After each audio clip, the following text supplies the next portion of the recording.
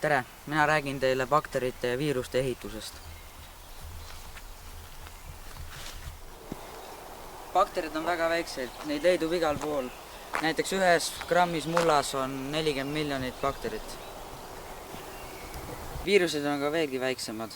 Kui kolibakter oleks nii suur, siis gripiviirus oleks nii suur. Baktereid on mitmesuguse kujuga. Väliskuju põhjal eristatakse kerabaktereid, pulkbaktereid, spiraalseid baktereid, jätketega baktereid ja niitjaid baktereid. Bakterite ehitus on tunduvalt lihtsam kui päris tuumsetel rakkudel.